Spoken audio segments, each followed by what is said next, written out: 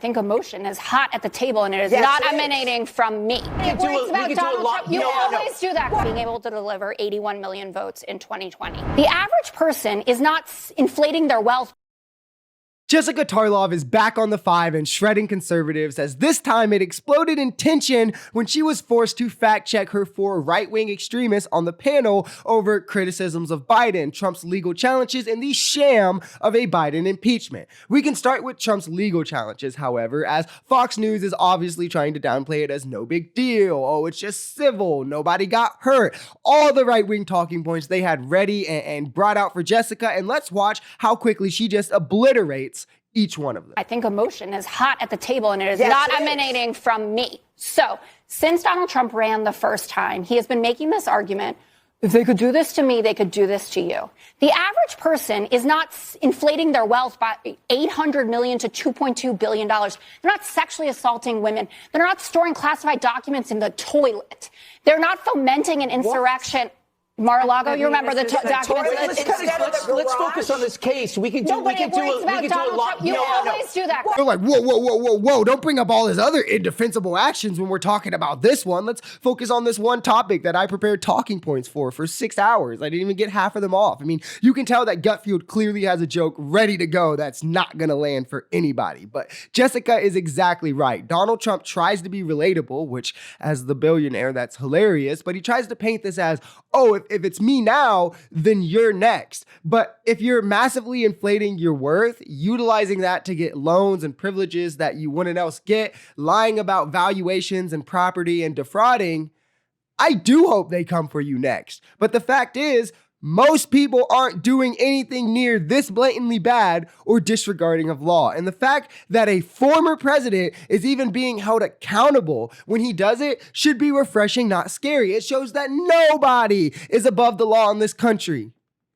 Well, except cops. They're still allowed to kill you, your dog, and beat your parents, and you can't do anything about it because qualified immunity. Basically, everyone who is defending Donald Trump in this, from Kevin O'Leary to some folks here, is saying it is okay to falsify your business records, to issue false financial statements, to commit conspiracy for insurance fraud. And this is what the real slippery slope is. People are so in support of Trump, they're saying, who cares who he defrauded? Who cares if he inflates values? Who cares if he lies? And this just opens the door for the next billionaire to do the exact same thing, because public opinion isn't going to sour on him for it. The amount of money is going to be laughable to him. And in the long run, it only comes back to affect the taxpayers. It comes back on money being removed from the economy that now you watching you can't get for yourself. You defending Donald Trump can't get for yourself. It comes back to the rich getting richer at our behest and hoarding that wealth and assuring that it never sees anything that might benefit you because, oh God, can't have the middle class getting wealthier. Fox News then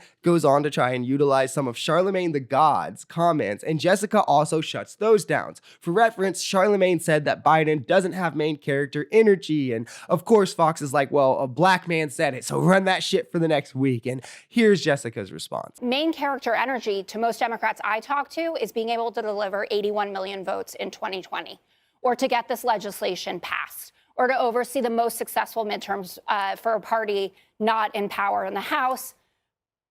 That is main character energy. We want to win more than anything else because Donald Trump, the sneaker con scion, is the guy on the other side of it. Remember, you can't compare Biden to the almighty, compare him to the alternative. And versus the alternative, he brought us 81 million votes, won the 2022 midterms when it was supposed to be a red wave, and remains our best chance to beat Trump. He's been strong in some areas, enough areas to get reelected. In the areas that he's been admittedly weak in, he's still stronger than Trump, better for those in need than Trump, and that's what we can't forget when it comes general election time. If you enjoyed this video, we're Social Society. We're a commentary channel influenced by politics, society, and the economy. We are pretty left-leaning on this channel, but we're open to our right-wingers as well. The biggest thing here is having conversations that get everyone to the bottom of the truth. If that sounds like something that could interest you, consider smashing that subscribe button, leaving us a like, or even commenting on this video, because the only way we become a society is together.